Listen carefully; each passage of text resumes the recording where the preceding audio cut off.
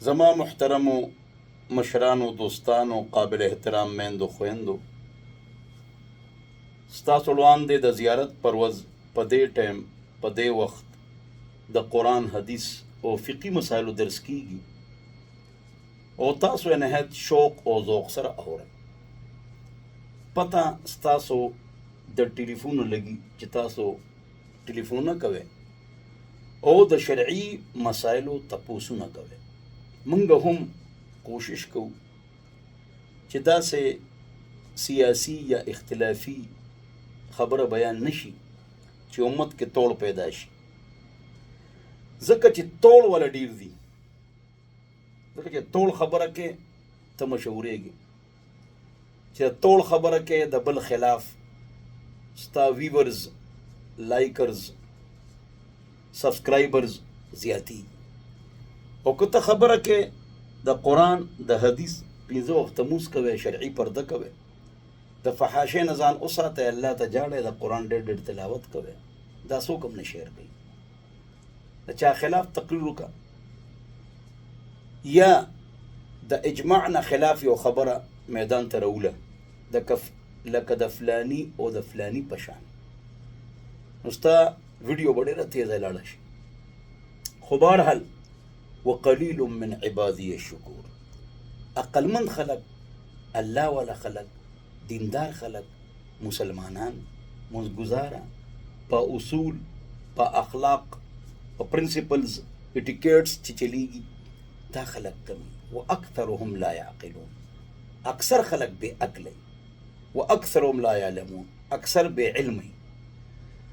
نو غلو له مچان ډیر راځي او په ګل باندې د شاتو مچې کېږي، نه شاتو مچې کمی وي او مچان زیات وي. نو دا کار په عوامو کې هم شته، خو زموږ علما کرام چې دي دین سره د پوهې ناپوهه شي، بس دی دا غواړي چې چا خلاف تقریر وکړم، چا کې نقطه راوباسم او د دې خلاف خبرې وکړم، نو بس شی په بره وځي.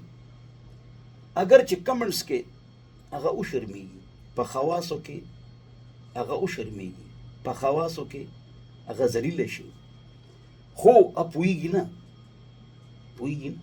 لکه یو کس دی، که هر څوک دی، بس یو صحابي به راټینګ کړي رضی الله عنه، دا خلاف به بیان شروع کړي.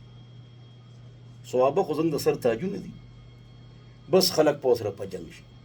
هغه په کس دا خبره کړي، یا یو غټ عالم دی، نیک الله والا، نوم نالو، که هر څوک دی، بلا شي دي، سم ډیر دي، بس یو وړوکی کس په دا خلاف تقریر وکړي، وګورئ د دا خبره کړې ده. هسې دا وړوکی څوک پېژني نه، خو په مشر باندې تنقید وکړي، نو وی چې ځان مشهور کوم. یو کس وی نه مشهورېږم، چا ورته وی په جومات کې لوی بول وکړه، وی ولې؟ وی یار یو سړی به دا وایي که نه، دا هغه کس دی چې په جومات کې لوی بول کړي. نو دغه مثال چې منفي خبره کوي، د شر فساد خبره کوي، اختلافي خبره کوي، یو غټ عالم راټینګ کړي، په هغه تنقید وکړي، یا د اجماع نه خلاف خبره وکړي، نعوذ بالله من ذلک، یا صحابي یا اهل بیت پسې خبره وکړي، نو هغه شی ډېر اوزي، ویور ډېري، شیرنګ ډېري، لایکرز ډېري، نو الله هم خفوي، ښه ته خفوي او الله ورته ښه غوسوي، خو دې په ځان نه پوهېږي. او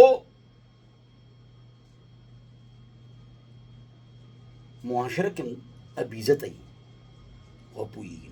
لکه دې مثال دا خبره به الټه کړو، که یو کس ښه رایه پیش کوي په ټي وي ریډیو باندې، یوټیوب چینل باندې، هغه به سبسکرایبرز کم وي، خو فحاشي، بې حیایي، ګډه، ګنده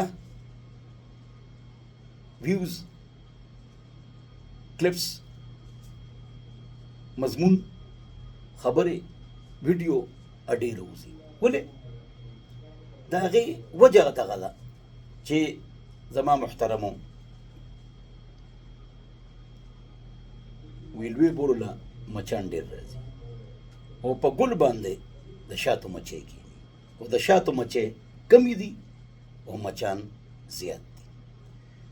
زما محترمو دا یو خبره شوه چې تاسو وړاندې وشوه.